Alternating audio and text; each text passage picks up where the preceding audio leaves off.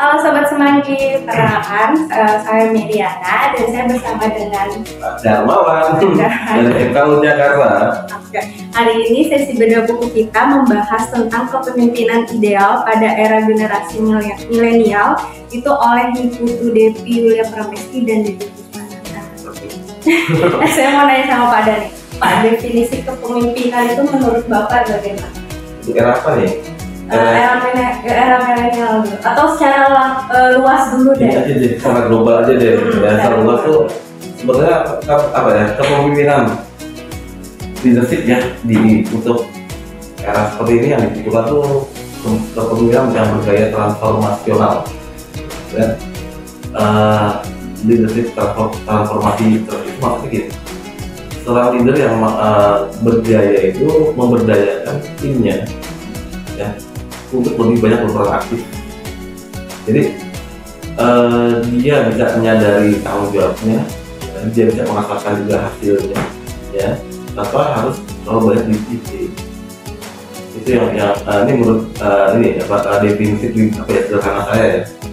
Dan itu sebenarnya yang sangat bagus diterapkan di udah sekarang ya, Gen Z ya, macam ya. Seperti itu, kasih berkat peran.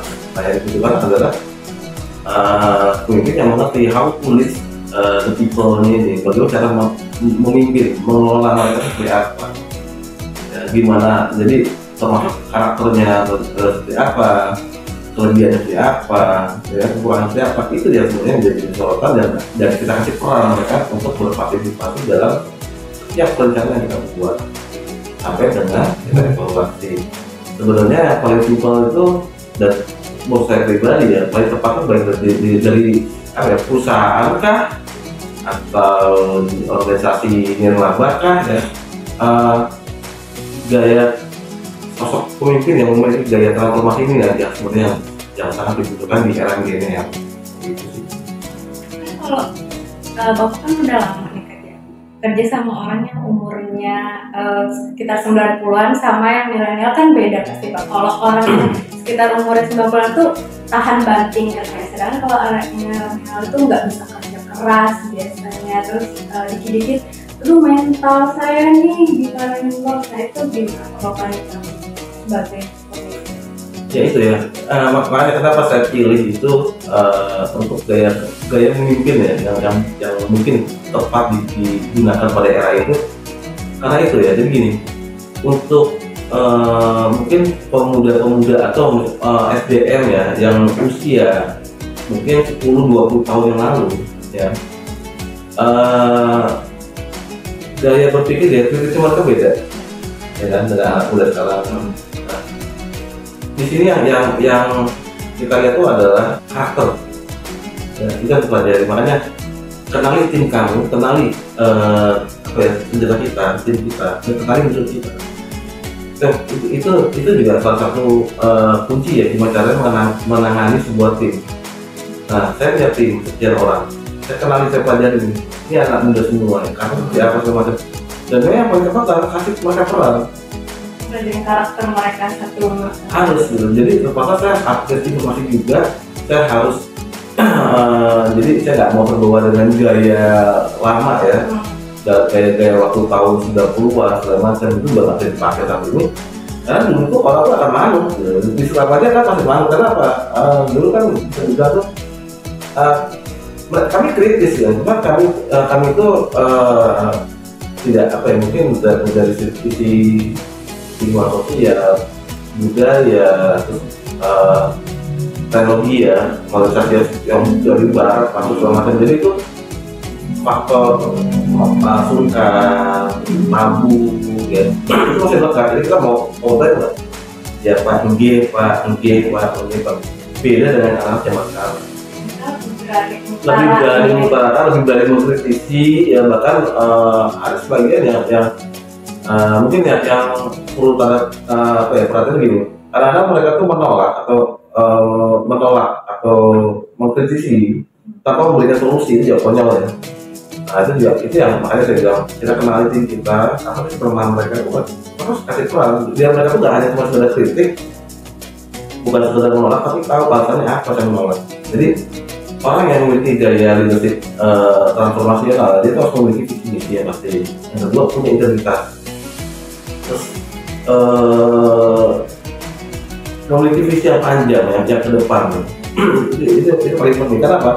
Apa itu ya ibaratnya kita tuh orang nakoda kapal nggak punya kompas, nggak tahu mau arah kemana kapal ini. Nakodanya anak buah kapal mau dibawa kemana, itu nggak lagi itu. Nah ini kamu nih gadget nih 90-an nih Pak. maybe something suatu saat ya kalau kamu jadi seorang leader. Leader itu satu yang harus kamu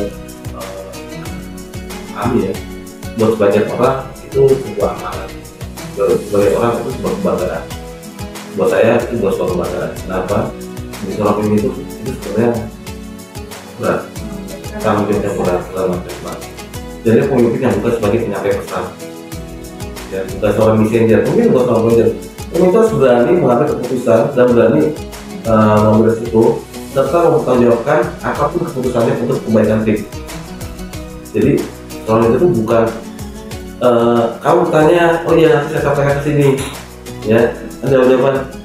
Tolong ini jawaban seperti ini, kamu sampaikan ke sana. Itu buat orang leader. Jujur, itu hanya penyampaian pesan, itu messenger namanya. Nah, someday suatu saat kamu bisa memimpin, kamu punya integritas, kamu punya pesan, kamu bukan sekedar leader diplomasi ya, tapi kamu harus tahu how to lead people ya, how to influence people, bagaimana cara mempengaruhi orang ya, how to manage your team, itu kamu harus tahu ya. Itu saya dan kayaknya itu yang paling tepat untuk anak zaman seperti itu Mbak Mary. Betul, kita punya integritas, kita punya visi misi, kita bisa bertanggung jawab, dan kita punya peran dalam setiap planningnya, kita bisa bersama-sama. Kalau setiap tim ya ada seperti itu, sama aja kita mencetak calon leader berikutnya. Ya, jadi kalau kita hanya sekedar menyampaikan pesan, ya jadinya karena dia nggak akan bisa belajar dalam keputusan. Kalau keputusan nungguin dulu pesannya gimana nih berikutnya, oh begini, baru sampaikan lagi, di sana jawab lagi, ini begini Pak, ya kan, oh sebentar ya, sampai ke sana nungguin lagi, ya nggak ada pembinaannya dan nggak akan bisa menjadi seorang leader yang baik ke depan. Mungkin itu. Oke? Lagi boleh nggak Pak? Boleh. Kan Bapak bilang harus kita paparakannya anak manajer. Misalnya nih Bapak ada timnya 2, satu yang perlu didekte dan satu yang aktif. Gimana Bapak memanage dua-dua? Karena satu harus didekte, harus Bapak tata gitu kayak kamu harus ini ya, ini dasarnya kayak ini Pak bisa siapa? Ya jadi, ya paham sih. Jadi gini, semua itu kan pasti ada awal nol. Ya, dari tidak ada jadi ada, ya kan?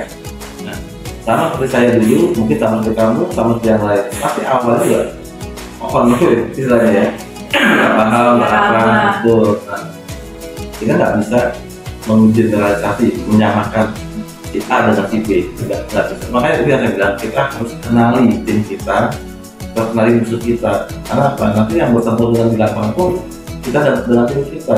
Nah, jadi untuk hal kayak gitu, jika selamat yang buat saya itu bukan hal ragu, bukan berarti saya kasih ikan terus, ya. Karena apa?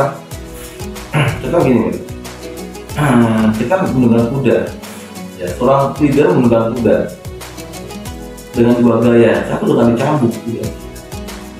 Wah, paling pecah kan? Satu lagi saya hanya menyediakan apel, saya taruh di sebatang apa ya, ranting dan saya tahu depan muka kudanya. Kalau dari segi lari cepat mana? Ya. Cabut kan, ya. Tapi seberapa lama dia tahan dengan siksaan itu? Cepat, tapi kan lama, ya mati mungkin. Iya. Beda kalau misalnya kita kasih harapan, kamu bisa berkembang. Nih makan, dia kerja terus.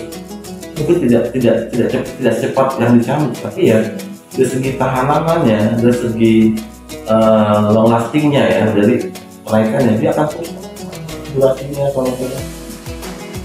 Kalau saya cara itu yang saya pakai, saya kasih jual, saya kurangi, karena akhirnya jadi bukan di dalam sebuah masalah. dia akan bereksperimen dengan semua kejadian yang sudah terjadi sebelumnya. Jadi pengalaman. Betul. Dengan begitu saya kasih peran dia untuk bertanggung jawab, peran dia untuk mengambil keputusan dan mempertanyakan keputusannya. Nah, itu salah satu step langkah kita mencetak satu orang diri lagi. Begitu Mbak Mary.